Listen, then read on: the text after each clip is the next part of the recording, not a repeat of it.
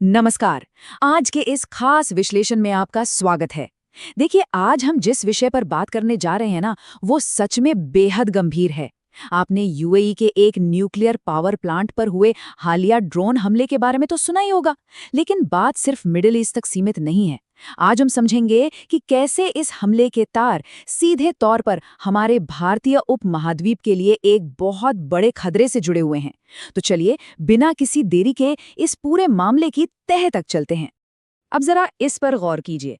हमले से ठीक कुछ घंटे पहले अमेरिका के पूर्व राष्ट्रपति डोनाल्ड ट्रंप ने अपने social media platform truth social पर एक बड़ी ही रहस्यमयी पोस्ट की।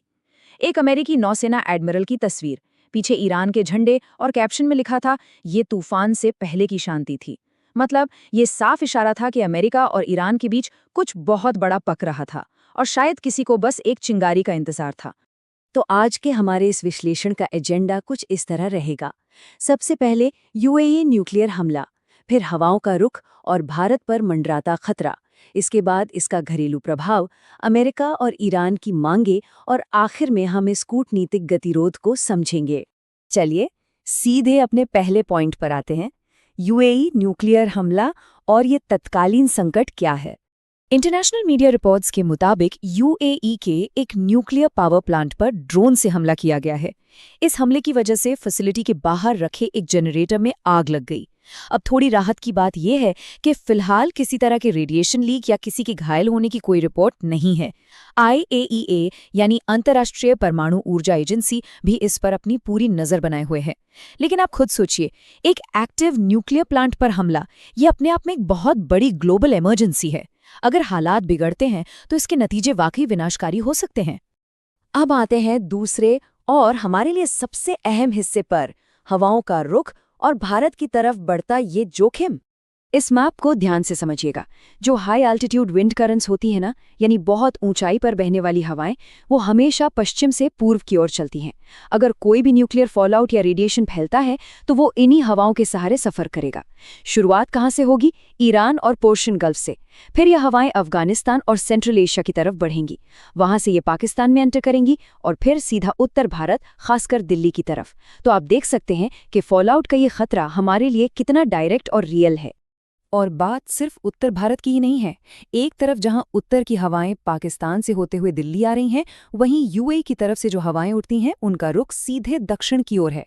इसका सीधा सा मतलब यह है कि अगर यूएई से रेडिएशन फैलता है तो हमारे दक्षिणी राज्य भी इसके सीधे निशाने पर होंगे।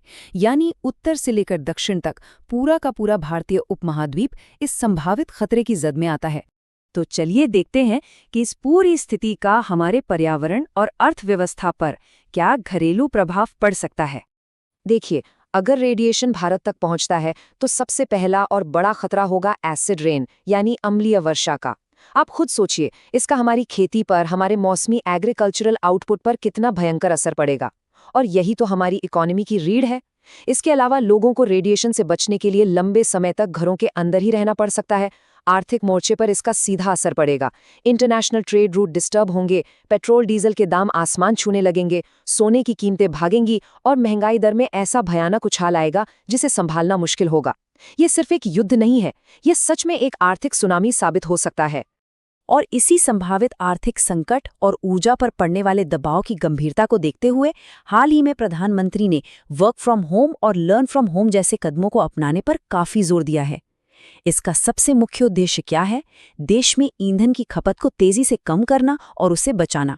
जाहिर है, जब सिर पर ऐसा इंटरनेशनल क्राइसिस मंडरा रहा हो तो ऊर्जा संरक्षण राष्ट्रीय हित में हमारा सबसे पहला और जरूरी कदम बन जाता है। अब सवाल ये है कि इस संकट को रोका कैसे जाए। आइए देखते हैं कि अमेरिका और ईरान की मांगों के बीच शांति वार्ता में क्या गतिरोध बना हुआ है। इस पूरी बातचीत में ये नंबर 20 बहुत मायने रखता है। डोनाल्ड ट्रंप ने हाल ही में एक शर्त रखी है कि अगर ईरान अगले 20 साल तक अपने परमाणु कार्यक्रम को पूरी तरह से पॉज कर दे, उसमें कोई तरक्की ना करे, तो शायद शांति स्थापित करने की कोई गुंजाइश बन सकती है। लेकिन असली प्रॉब्लम यह है कि दोनों देशों की मांगें एक दूसरे से बिल्कुल उल्टी हैं। अमेरिका क्या कह रहा है? वो कह रहा है कि वॉर डैमेज के लिए हम $1 का भी मुआवजा नहीं देंगे।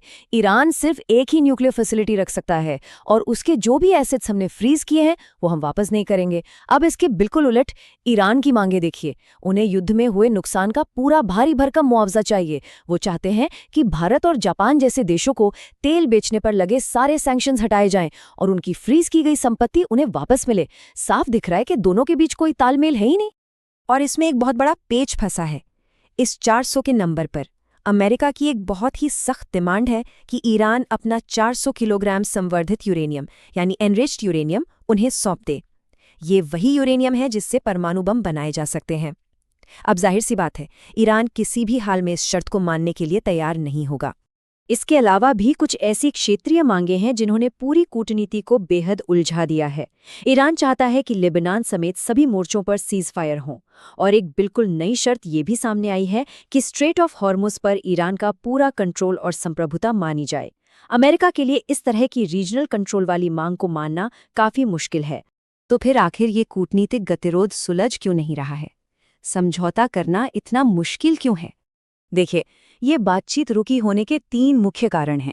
पहला, दोनों देशों की मांगें लगातार बदल रही हैं और एक दूसरे से बिल्कुल भी मैच नहीं करती। दूसरा, इस युद्ध पर इजरायल का अपना एक बिल्कुल स्वतंत्र और कड़ा रुख है, उसके बिना कोई भी शांति समझौता लगभग नामुमकिन है। और तीसरी सबसे बड़ी बात है अमेरिका की अपनी घरेलू राजनीति। अगर अमेरिकी सरकार इस वक्त ईरान को कोई बड़ी छूट देती है या अरबों डॉलर का मुआवजा देती है तो उन्हें आने वाले मिड टर्म इलेक्शंस में बहुत भारी राजनीतिक दबाव का सामना करना पड़ेगा, और यही पॉलिटिकल प्रेशर किसी भी समझौते के सीधे आड़े आ रहा है। तो अंत में ये सारी बातें हमें एक बहुत ही गंभीर और सोचने पे मजबूर कर देने वाले सवाल पर लाकर खड़ा कर देती हैं। जब घरेलू राजनीति और इंटरनेशनल डिमांड्स के बीच इतना बड़ा फासला हो और बातचीत के रास्ते बंद नजर आ रहे हों, तो इस विनाशकारी क्षेत्रीय न्यूक्लियर फॉलआउट को रोका कैसे जाएगा? ये एक ऐसा सवाल है जिसका जवाब आने वाले समय में सिर्फ मिडिल ईस्ट का ही नहीं बल्कि हमारे पूरे भारतीय उपमहाद्वीप का भविष्य तय करेगा। इस जटिल स्थिति पर लगातार नजर बनाए रखना हम सभी के लिए बेहद जरूरी है। इस विश्लेषण से जुड़ने और इस विषय को गहराई से समझने के लिए आपका बहुत बहुत शुक्रिया।